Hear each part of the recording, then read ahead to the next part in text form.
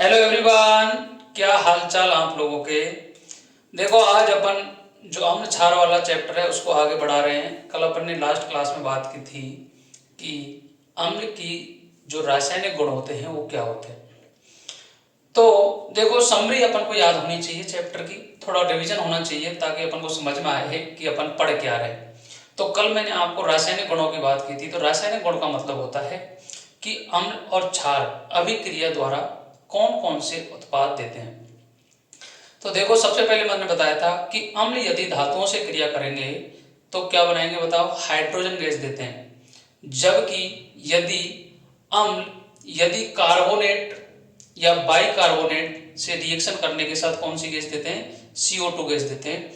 अब यदि CO2 gas को यदि आप CaOH का होल 2, इसे क्या बोलते हैं बताओ, बुझा हुआ चूने से अगर प्रवाहित करोगे CO2 को तो क्या बनेगा, कैल्शियम कार्बोनेट। और कैल्शियम कार्बोनेट एक सफेद अवक्षेप होता है। जो अपन पेंट वगैरह करते हैं ना, अपन जैसे अपन प्लास्टर वगैरह चढ़वाते तो कैल्शियम कार्बोनेट ही होता है, वो खड़िया संगमरमर, ये इसके नाम है। यदि आपका मन करे कि अपन और CO2 प्रवाहित कर दें कैल्शियम कार्बोनेट में, तो कैल्शियम कार्बोनेट सॉलिड स्टेट में होता है, उसको आप जल में डालोगे, उसके बाद में उसमें CO2 प्रवाहित करोगे तो क्या बनेगा बताओ, कैल्शियम हाइड्रोजन कार्बोनेट। और जो जल में क्या होता है, ब्लैक एसिड। ये बातें आपको याद होनी चाहिए। आज अपन नेक्स्ट बात करेंगे कि अम्ल, सबसे पहले अम्ल की बात कर ली, क्षार की कर ली, आज बात करेंगे अपन लवण की। तो जी लवण क्या होते हैं, तो लवण के लिए आपको याद रखना है कि जब प्रबल अम्ल और प्रबल क्षार दोनों आपस में अभिक्रिया करते हैं तो लवण का निर्माण होता है। लवण के निर्माण के साथ ही क्या होगा बताओ, जल निकलेगा और कुछ मात्रा में ऊष्मा निकलती है, जिसे अपन बोलते हैं उदासीनीकरण अभिक्रिया, न्यूट्रलाइजेशन रिएक्शन। हमेशा प्रबल अम्ल और प्रबल क्षार अभिक्रिया करेंगे तब जाके न्यूट्रल सॉल्ट बनता है। कभी भी यदि एक भी प्रबल होगा तो उसके नेचर उस सॉल्ट में देखने को अपने को दिखाई देंगे। तो प्रबल अम्ल होना चाहिए, प्रबल क्षार होना चाहिए, तब जाके लवण बनता है। तो लवण का जो पीएच होता है वो 7 होता है। क्या होता है जी, 7। एक बात आपको याद रखनी है, कभी भी प्रबल अम्ल हो या प्रबल क्षार हो, उनका जल अपघटन नहीं होता है। जैसे आप HCl को पानी में डालोगे तो H+ और Cl- में टूट जाएगा, लेकिन जल अपघटन नहीं होगा इसका। NaOH को डालोगे तो Na+ और OH में टूटेगा ये, जब जाके फिर Na के साथ में क्रिया नहीं कर पाएगा, तो इनका कभी भी जल अपघटन नहीं होता है। ये बात आपको याद रखनी है। तो देखो, उदासीनीकरण अभिक्रिया में आपको प्रबल अम्ल होना चाहिए, प्रबल क्षार होना चाहिए, क्या बनेगा, लवण बनेगा, जल बनेगा, और कुछ मात्रा में क्या निकल जाएगी, ऊष्मा निकल जाएगी। और ऊष्मा ही ऊर्जा है। ऊर्जा निकलती है उसे अपन क्या बोलते हैं जी, बोलो, उदासीनीकरण अभिक्रिया के नाम से जानते हैं, न्यूट्रलाइजेशन रिएक्शन। सेकंड बात करते हैं एग्जांपल की।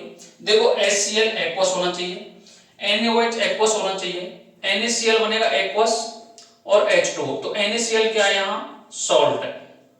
सेकंड एग्जांपल की बात करते हैं, H2SO4 क्या है, स्ट्रॉन्ग एसिड है, प्रबल अम्ल है। इसके साथ में प्रबल क्षार मिला, NaOH सोडियम हाइड्रोक्साइड, तो क्या बना बताओ, सोडियम सल्फेट। क्या बन गया जी, sodium sulphate plus water plus heat निकल जाएगी यहां से, हीट को बोलते हैं ऊर्जा, और यहां से भी हीट निकल जाएगी।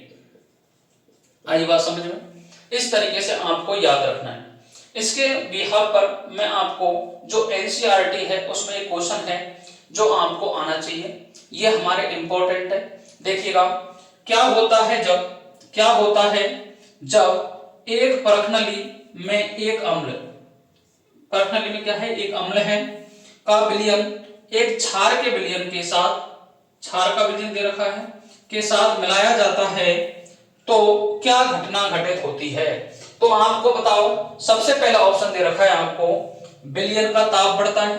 तो देखो जी, ऊष्मा निकल रही है, ऊष्मा निकलेगी तो विलयन का ताप बढ़ेगा, बीकर होगा वो गर्म हो जाएगा।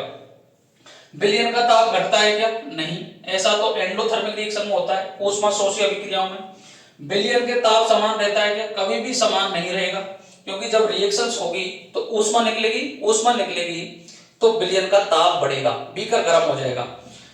क्या लवण का निर्माण होता है क्या? तो लवण का निर्माण होता है क्या? ये हो रहा सॉल्ट का निर्माण होता है। तो ऑप्शन कौन कौन सही है अपने? 1 और 4। तो 1 और 4 किस में दे रखे हैं बताओ? Option number C is the correct answer. इस तरीके के क्वेश्चन ट्रेंडिंग में हैं जो आजकल पूछे जा रहे हैं कोट वाले, ये आपको आने चाहिए। सेकंड बात अपन करते हैं कि जो अम्ल होते हैं ये धात्विक ऑक्साइडों के साथ अभिक्रिया करते हैं क्या? तो अम्लों की धात्विक ऑक्साइड के साथ अभिक्रिया करने पर अपने को एक तो मिलता है सॉल्ट जिसे बोलते हैं लवण, और एक निकलता है जल। इसमें ऊष्मा अपने को नहीं मिलती है। तो देखो ये कॉपर ऑक्साइड है, क्या नाम है इसका? कॉपर ऑक्साइड की रिएक्शन की हाइड्रोक्लोरिक एसिड से, इसका नाम क्या है HCl का? हाइड्रोक्लोरिक एसिड से की। तो कॉपर क्लोराइड बना लिया इसने, जिसका रंग क्या होता है? नील हरित। कैसा होता है? नीला हरा, नील हरित होता है। उसके साथ में निकल गया जल। क्या निकल गया जी? जल। इसके बाद में जितने भी धातुएं ऑक्साइड हैं, जो धातु ऑक्साइड हैं और जो अम्ल है वो लवण और जल बनाते हैं। जितने भी धात्विक ऑक्साइड हैं उन सभी का नेचर क्या होता है? क्षारीय होता है। आपको कभी भी मिल जाए फर्स्ट पीरियड के, सेकंड पीरियड के एग्जाम्पल, ये सारे मैक्सिमम किस नेचर के होते हैं? क्षारीय नेचर के। लेकिन कुछ अवैधर्मी भी होते हैं, उसकी भी ट्रिक होती है जिसको आप याद कर सकते हो, ठीक है। लेकिन मैक्सिमम किस नेचर के होते हैं जी? क्षारीय नेचर के होते हैं। इसके बाद में जो क्षारक होते हैं ये अधात्विक ऑक्साइडों के साथ अभिक्रिया करते हैं। तो क्या बनाते हैं? देखो CO2 क्या है बताओ? अधात्विक ऑक्साइड है क्या? कार्बन का जो भी ऑक्साइड है ये अधात्विक ऑक्साइड है। इसकी रिएक्शन की कैल्शियम हाइड्रोक्साइड से, जो एक क्षार है। रिएक्शन करने के बाद में क्या बना जी? कैल्शियम कार्बोनेट, जिसका कलर क्या होता है? व्हाइट होता है। और साथ में क्या निकल गया? जल निकल गया। लेकिन आपको याद रखना है जितने भी ऑक्साइड होते हैं, जितने भी अधात्विक ऑक्साइड होते हैं उन सभी का नेचर क्या होता है? अम्लीय। किस नेचर के होते हैं? अम्लीय नेचर के होते हैं, ये याद रखना है।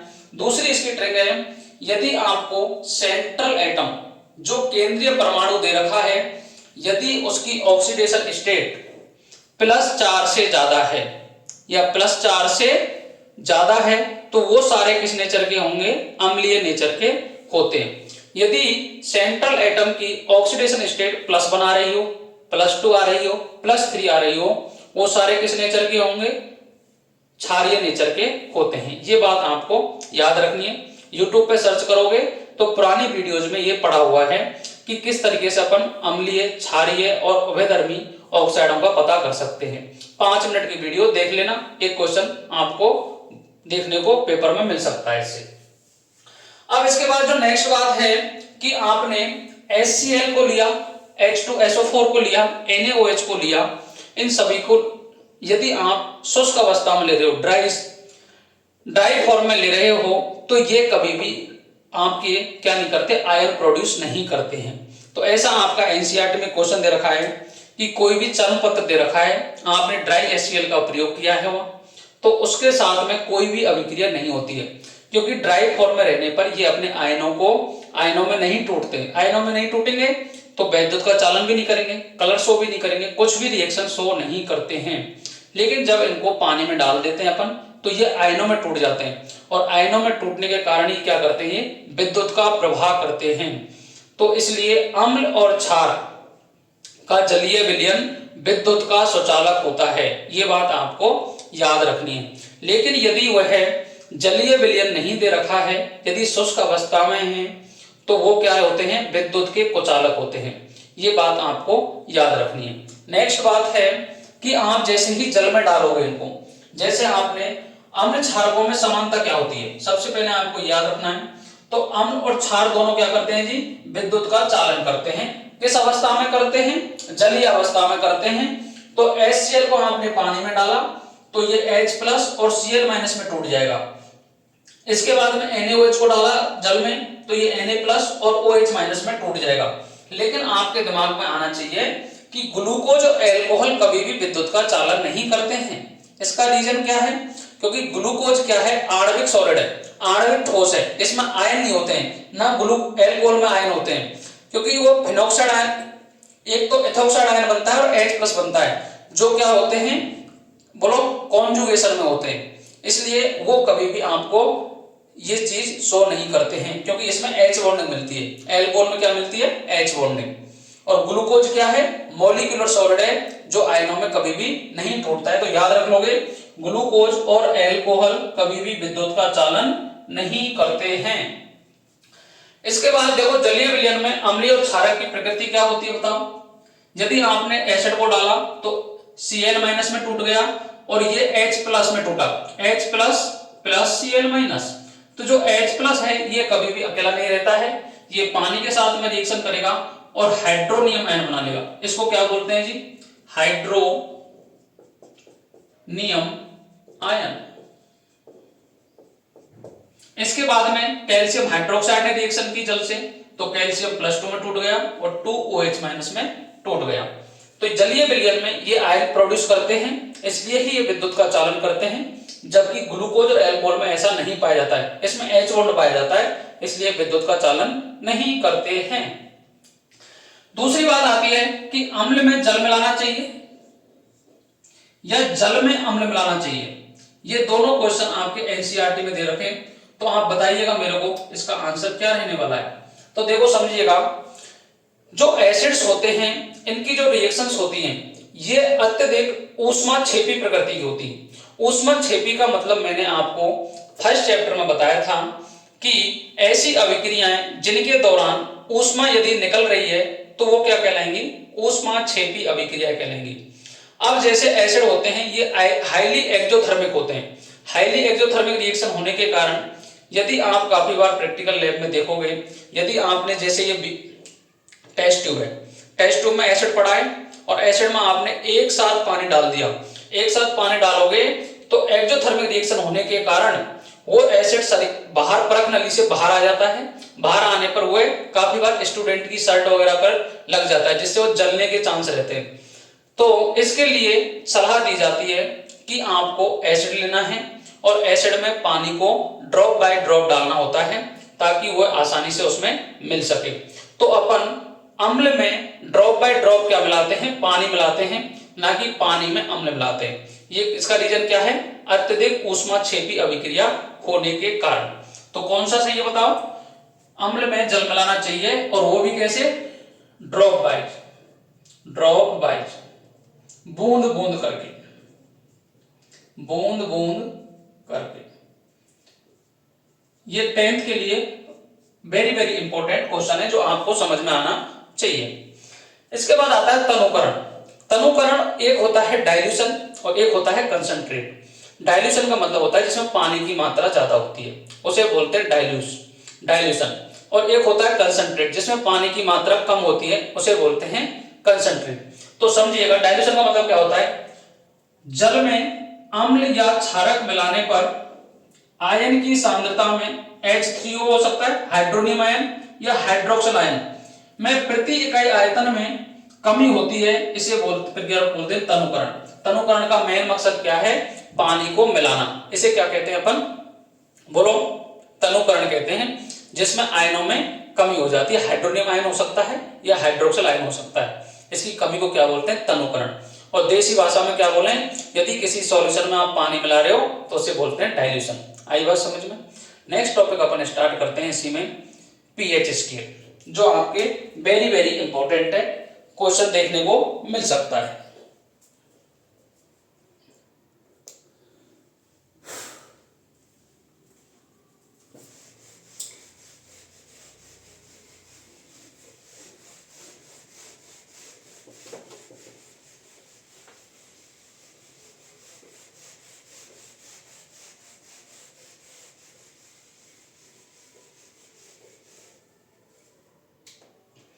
नेक्स्ट टॉपिक की बात करते हैं, पीएच स्केल। पीएच स्केल क्या बताता है बताओ? अम्ल और क्षार की प्रबलता को बताने के लिए किसको यूज किया था? पीएच स्केल का। तो पीएच स्केल को आप समझिएगा, वेरी वेरी इंपॉर्टेंट कॉन्सेप्ट है, इसके क्वेश्चन आपको देखने को मिल सकते हैं। तो देखिएगा, pH scale, pH scale, pH scale में पी का मतलब होता है पुषांश और H का मतलब होता है हाइड्रोजन, और Cl का मतलब होता है ऑक्सीजन। और Cl का मतलब होता है कार्बन डाइऑक्साइड। और N का मतलब होता है आयन की सांद्रता। जो पुसान शब्द है, पुसान शब्द है, ये एक जर्मन शब्द, कैसा शब्द है? जर्मन शब्द है, जर्मन शब्द है जिसका अर्थ होता है शक्ति, जिसका अर्थ होता है शक्ति। और शक्ति को क्या बोलते हैं अपन इंग्लिश में? पावर। अर्थात pH बराबर क्या होगा बताओ? Minus log H plus. बोला जाता है किसी विलयन में उपस्थित हाइड्रोजन आयन की सांद्रता के ऋणात्मक लघु गुणक को pH स्केल कहा जाता है, जिसका मान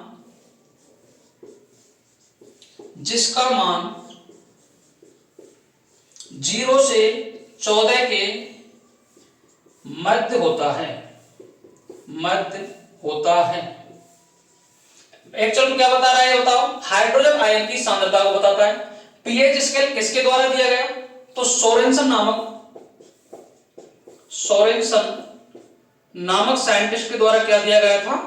pH स्केल दिया गया था। अब आपको समझना है, यदि हाइड्रोजन आयन की कंसंट्रेशन इंक्रीज हो रही है तो pH क्या हो जाएगा जी? डिक्रीज हो जाएगा, क्योंकि नेगेटिव लगा हुआ है यहाँ।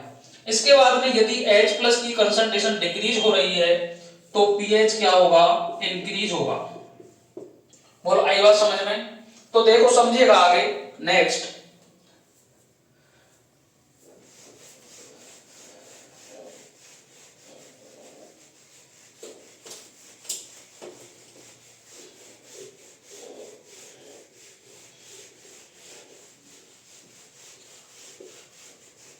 दो मिनट का टॉपिक है pH स्केल, इतना ज्यादा हार्ड नहीं है, लेकिन बच्चों को क्या है कि कैलकुलेशन वाला पार्ट है तो परेशानी देखने को मिलती है। देखिएगा, यदि देखो सबसे पहले pH स्केल का मतलब, P का मतलब होता है पुसांस और H का मतलब होता है हाइड्रोजन आयन की सांद्रता। पुसांस शब्द का जर्मन शब्द है जिसका अर्थ होता है शक्ति, और शक्ति को इंग्लिश में बोलते हैं पावर। pH बराबर होता है माइनस लॉग H प्लस की कंसंट्रेशन, जिसका मान 0 से 14 के मध्य होता है। H प्लस यदि बढ़ेंगे तो pH कम हो जाएगा, यदि H प्लस कम होंगे तो pH क्या हो जाएगा? बढ़ जाएगा।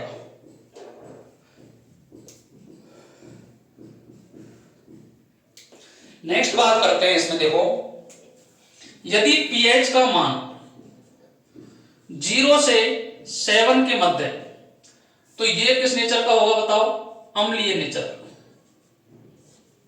यदि pH का मान 7 है तो इसका नेचर क्या होगा? उदासी। यदि pH का मान 7 से 14 के मध्य है तो ये किस नेचर का होगा बताओ? क्षारीय नेचर का। ये इनकी क्या हो गई? प्रकृति। अब देखो, यदि प्रबल अम्ल की बात करूं मैं तो इसका pH होगा 0 से लेकर के मैक्सिमम 2 तक। ठीक है। यदि मैं बात करूं दुर्बल अम्ल की तो इसका नेचर होगा 5 से 7 के मध्य। 7 में भी क्या होगा बताओ? 6.999। यदि मैं प्रबल क्षार की बात करूं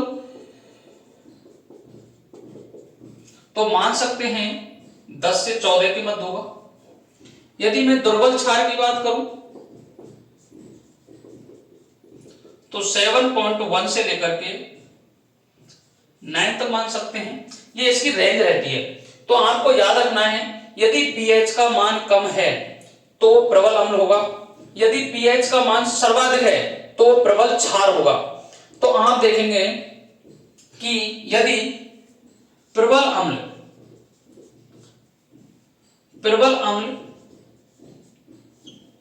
प्लस प्रबल क्षार दोनों मिलेंगे तो pH कितना आएगा बताओ?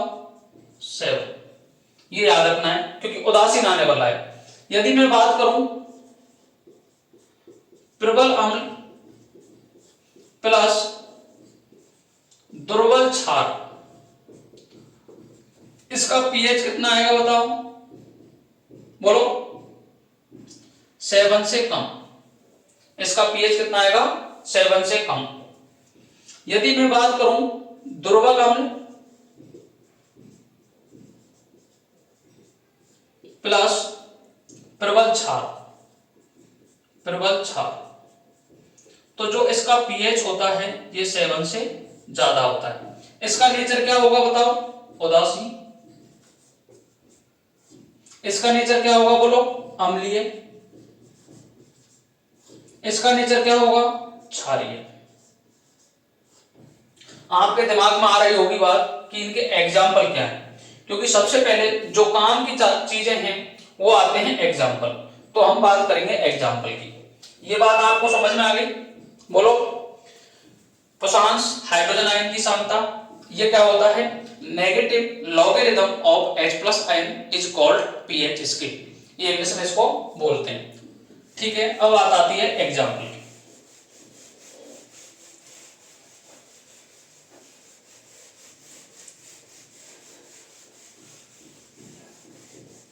यदि दुर्बल अम्ल लेंगे, दुर्बल क्षार लेंगे, तो उसकी भी जो पीएच है वो क्या रहेगी, 7 के इर्द गिर्द रहने वाली है। लेकिन आपको इतना समझना नहीं है, इसमें ये दोनों मोस्ट इंपॉर्टेंट है, प्रबल अम्ल और दुर्बल अम्ल। दुर्बल क्षार और प्रबल क्षार के साथ लेंगे तो पीएच पर क्या इफेक्ट पड़ेगा।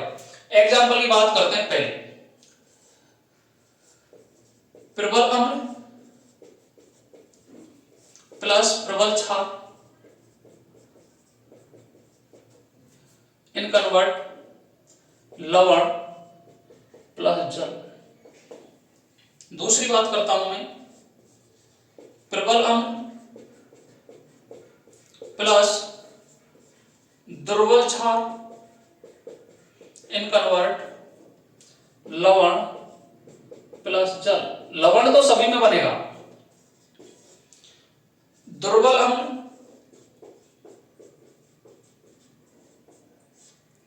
प्लस प्रबल क्षार इन कन्वर्ट लवण प्लस जल। इसके बाद चौथी बात करता हूं मैं, दुर्बल अम्ल प्लस दुर्बल क्षार इन कन्वर्ट लवण प्लस जल।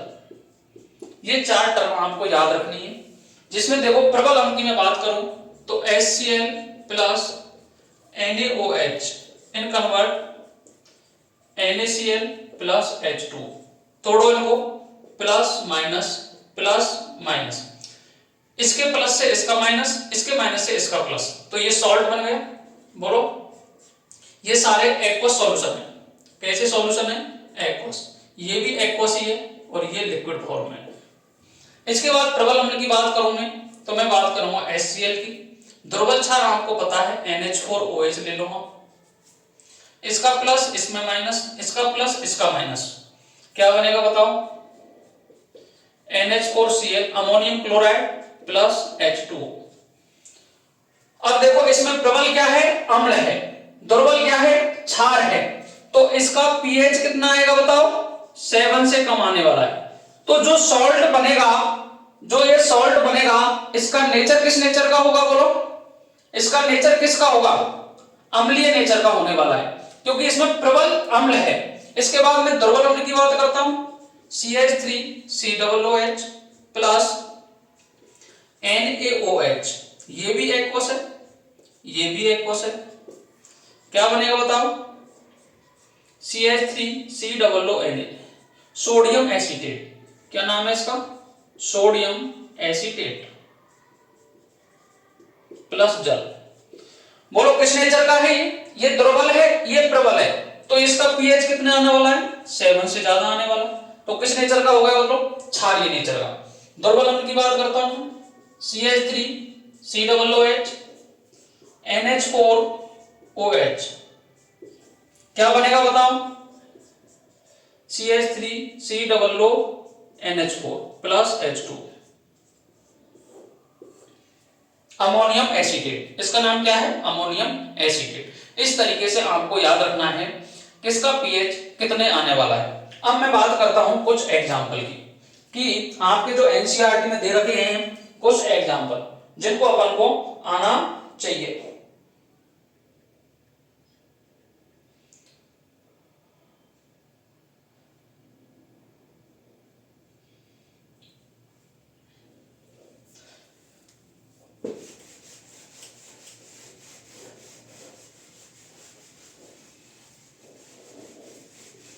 बात करते हैं एग्जाम्पल की।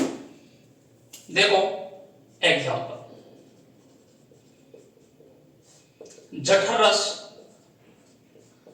जठर रस का पीएच कितना होता है?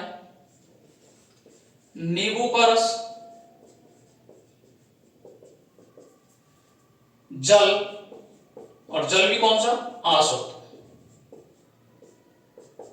इसके बाद आता है रक्त, इसके बाद आता है MgOH का होल 2, इसके बाद आता है NaOH। अब देखो रक्त, MgOH को बोलते हैं मिल्क ऑफ मैग्नीशियम। क्या बोलते हैं? Milk of magnesium.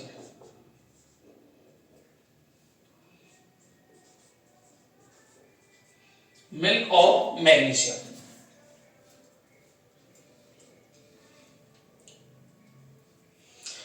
समझेगा। एग्जाम्पल में अपन बात करते हैं कि इनके आपको जो एनसीईआरटी है उसमें आपको इनके पीएच दे रखे हैं, तो इसका पीएच कितना होगा बताओ? जठर रस का होता है 1.2, नींबू का रस होता है 2.2, आसुत जल का होता है 7, रक्त का होता है 7.4, Mg जो मिल्क ऑफ मैग्नीशियम होता है इसका होता है 10 और NaOH का होता है 14। ये पीएच आपको याद होने चाहिए, इतना आपको पीएच में आना चाहिए। अब कल अपन कुछ लॉग की बात करेंगे और पीएच के उपयोग की बात करेंगे। आज के लिए रखते हैं तब। Thank you. राधे राधे। जय श्री कृष्णा।